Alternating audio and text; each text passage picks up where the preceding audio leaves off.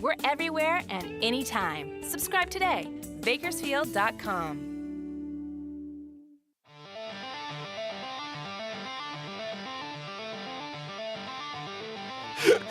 We're having a lot of fun here on the Condors Unleashed. We do it as many Tuesdays as possible, 12 to 1 p.m. Here on Bakersfield.com. We'll be live next week as well on Bakersfield.com Tuesdays at 12 to 1 p.m. And the Condors are home for just about the entire months of January and February with the exclusion of a little road trip to Colorado and Idaho. So get your tickets. Call the Condors front office, 324-7825. The new hat-trick 3-pack is what we're calling it. You can pick any 3 games the rest of the year. It's similar to the holiday 3-pack. Same thing, new name. Why you got to give away our trade secrets? It's awesome. Hey, what are we going to call this one? Well, let's call it the hat trick 3-pack. Yeah, it's great. So you can pick those up at the Condors front office. Any 3 games the rest of the year, including, can we announce this? Can we announce the Frozen Night? Yeah, why not? Yeah. Well, I think you just did. Yeah, the 17th is now Frozen Night in Condors Town. Why wasn't that one of your Holtby's headlines? Well, it was too late breaking. Elsa, who's the other ones? Come on, Bartz. I know you know them all. Christoph? Yeah, Christoph will be here. Anna. Not Anna. Anna, Elsa, and Christoph will be in attendance. I've never seen it. Coach has seen it. Coach has definitely seen it, no doubt. Come on. No? You haven't seen Frozen? No. All right. I'm not buying it. Not buying it. He's got kids. I'm not buying it. Although they're a little older. Yeah, they're a little older. Condors head coach J.F. Houle joining us here on the Condors Unleashed for our weekly chat. And Coach, we talked about it on Saturday after the game, Sunday a little bit as well. For 50 minutes, the Condors, 10 minutes though, that's as exciting a hockey game as you're going to find. Yeah, no, the last game there, I thought we played well in the first. We played pretty good in the first. It's the second period that I didn't really like, and we're a better team than that, and I think our players responded well in the third to try to come back. But you can't expect to win by playing only 10 minutes, in 2 periods. You can make a game out of it, though. We felt it in the booth. The momentum that the Condors had, and the crowd was feeding off the guys. And what did it feel like on the bench? Was the team as confident there down the stretch over the last 10 minutes as it felt like they were?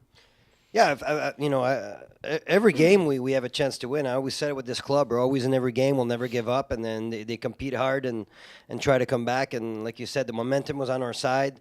We were talking about taking the goalie out at 8 minutes when it was at 9 minutes when it was 4-1. We thought about that because we've done it in the past and it worked. So I think we had some confidence going there and some momentum over the weekend, and especially just to be able to get that extra point against Stockton. It's very tight up the top right now in the Pacific Division. Every game matters, especially now. But when you take on a team like Stockton, who's scratching and clawing just trying to get their way back into this race, get back up in a playoff spot, they're playing with you almost have to kind of match their intensity if that's the case, in the sense of they're trying to bring it a little more here over the weekend. No, you know what? They played well in that second game, and that's what you expect from that team. And it's up to us. Our players are pros. They got to get motivated by themselves, and they got to make sure they show up to play every night. You can't take a night off in this league because it's so tight in the standings, and every game is important. Every point is important, and fortunately we got that 1 point. The separation has started to happen a little bit in the Pacific Division. There's 3 teams down at the bottom that are trying to fight their way back in. Right now, you're entering the point in the season which it's kind of the lull in the season, I feel like, after Christmas, like the January into early February before everyone starts to realize we better turn it on here, get ready for the playoffs. How do you hold on? How do you hold on to a spot with all the lineup changes and everything? How do the guys stay motivated? How do you do that? Yeah, it's very hard actually. As a coach, you got to keep the players motivated after Christmas, and the season tends to get a little long sometimes right before playoffs when the real hockey starts. But like I just said a minute ago, they're pros, and their careers are important to them, and they need to compete every night. You never know who's sitting in the stands to watch them. and we need everybody to play hard. And it's tough sometimes because you have players called up and different players in the AHL and stuff, but you just have to. So some players have to step it up a notch. There's been a change in this schedule for the Condors team. I mean, the first 2-3 months of the season, we're playing 3-4 games a week, but over the next month and a half, it's really just Friday, Saturdays, mix in a couple of road trips on a Wednesday, but a lot of practice time here over the next couple of weeks to maybe implement some things. Yeah, that's actually nice. We had a good skate yesterday as a team, and this week we're going to do a lot of things about systems and special teams, and it's nice to be able to practice a little bit and not play as many games. It gets the wear and tear of playing so many games. It gets tough on certain people's bodies, especially the older ones. But it's never easy. Brooksy looks good. He's down with a couple of pieces of pizza. He's good. Poor guy. I mean, he's been hearing it from everybody since he got here. Yeah, I know. I get it, guys. I'm in my 30s. Give me a break. You mentioned guys have to step it up, and they're getting increased ice time. A guy like Sebastian Sylvestre and Josh Curry, I mean, they've been fantastic the last few weeks, and Sylvestre is turning into one of the most exciting players in the division. Yeah, I was looking at the stats last game, and I was kind of surprised to see that I think he's the second leading scorer in our team. He's got 18 or 19 points right behind Chase Shaber. So, it says a lot about him, and he's slowly chipping in a point here and there. And same thing with Josh Curry. And, everybody's important on the team, especially when you lose players to AHL. I mean, they just need to bring their game to the next level, and it's their opportunity to be seen and have more ice time. So, they're the one holding the stick, so it's up to them to take advantage of it. It's funny with those two guys in particular, at least how it looked during training camp. You were loaded. You had you had a ton of forwards here. You had guys coming down from the American Hockey League, and neither of those guys really had a lineup spot that was cemented, right? You didn't have that drawn up in mid-October, and now here you are in late December, and they're very important pieces of the puzzle here. Yeah, it's funny how hockey goes in this league with all the movement and players leaving. We had Veropal leaving for Europe, created a space for some players. So there's a lot of movement in this league, and the players, sometimes the more patient they are with their ice time, they'll end up getting more ice time. So I think it's just the patience that they need to have. It was the third line that brought the Condors back in the game on Saturday night, and you look at Gabriel Levesque playing in just his second game with Bakersfield, but it seemed like he fit right in there with Jordan Kremer and Ryan Watson. Yeah, Watson was awesome that game. I thought he was by far our best player. He was on the puck. He was doing everything well, and Jordan Kremer was competing hard, provoking stuff offensively, and Levesque, did really well in his second game. He's proven that he can score in this league. He's proven that he can get points. He had a point a game in Stockton a couple of years ago, and hopefully he could be a nice addition for us for the upcoming games. I love it. That line was fantastic, that whole game. Not often you get 4 goals in one game scored by the same line, but they were just feeling it. Yeah, I mean, they had the momentum, and you double shifted them. And you kept rolling them back you out there, too, putting them back in the out third. there. Nobody else was going, so sometimes sometimes you have no choice. So they deserve it. I mean, as a coach, when there's the time, the clock is ticking, you got to go with your best players, no matter who they are. So that's just how it is in hockey. That's a gut call. I mean, you only have 3 lines. It's not like you have 4 lines here. And I mean, when you're putting them out there, when you're double shifting them, I mean, that's a lot. That's a lot of ice time.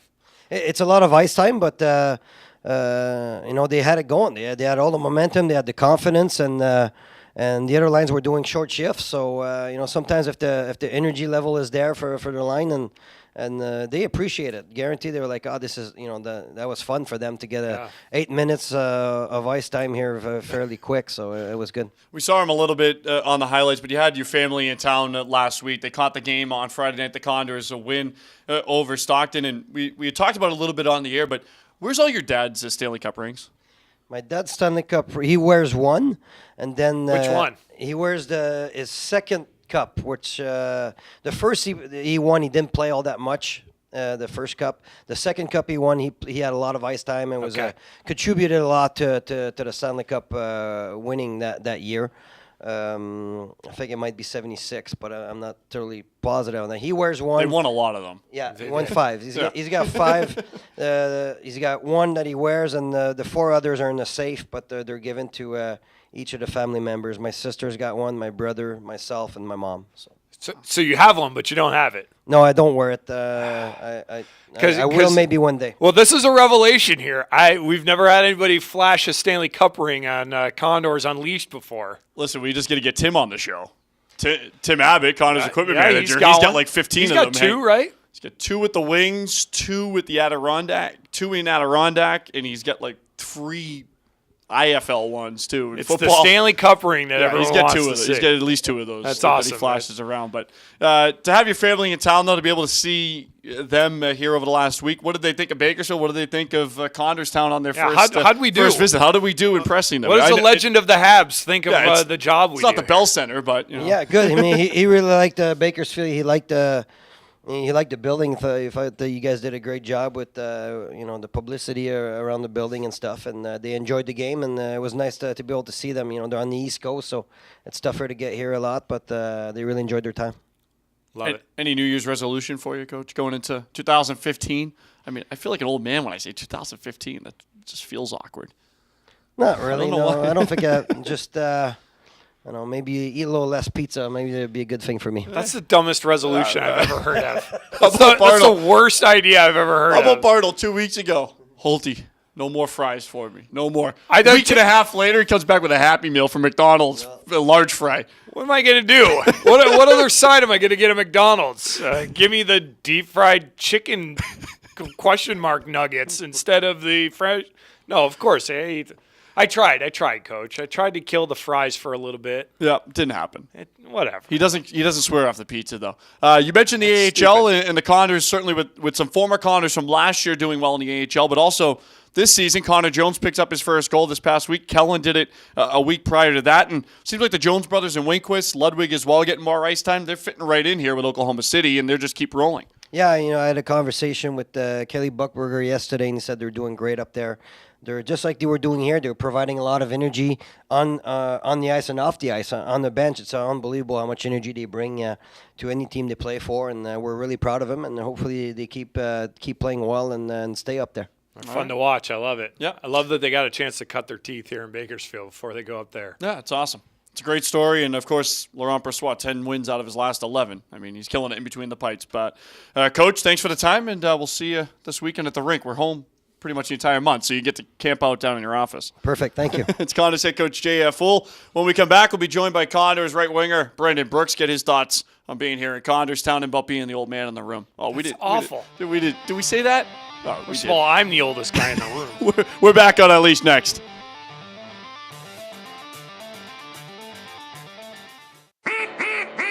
No, stupid. We're not going duck hunting.